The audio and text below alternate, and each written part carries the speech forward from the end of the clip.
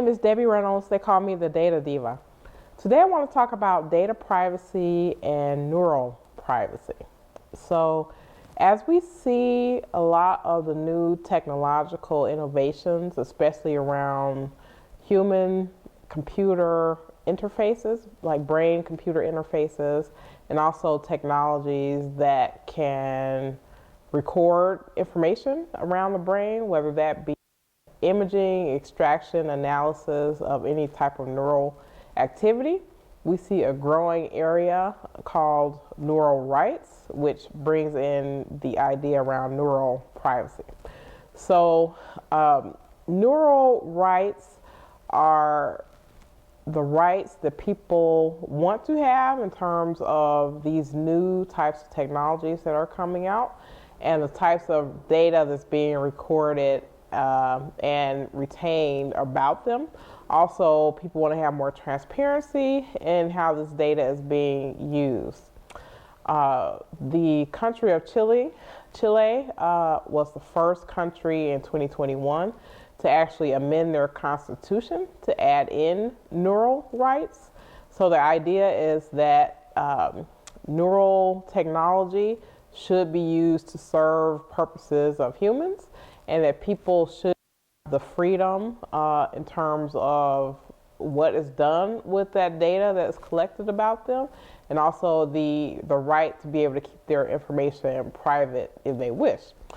So we're seeing in the U.S., for example, with Neuralink, which is Elon Musk's computer brain interface company, it has recently won approval to start human trials with that particular technology. So when we think about neural rights, I think about it in two categories. One will be the more invasive computer brain interface, which will be like implants and things like that are recording neural activity in some way that's,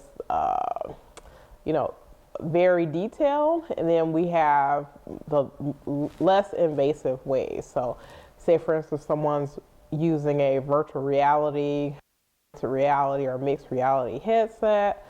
There may be things about people's brain waves that are being captured there, their responses to certain stimuli that's being supplied by a headset or something else.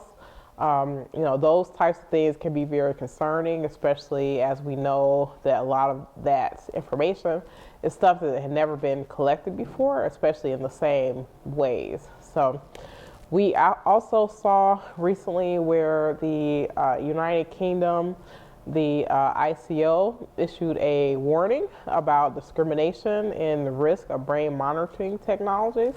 For example, let's say that there was a study of people's neurological activity, and anyone who, for example, would be like neurodivergent in some way, maybe different from other subjects, they were concerned about there being discrimination with those people and with that data. So the push is towards getting a handle on all the different types of ways that people's neurological brainwaves and activities are being recorded, creating transparency around that, and then also making sure that people understand what their rights are, or even what they should be considering when they decide to either have a invasive or non-invasive procedure where they're using these types of interfaces. So it remains to be seen what's going to happen. I think this is a huge hot area, so it traverses science, technology, and law, and then also human rights. That's it. Thank you.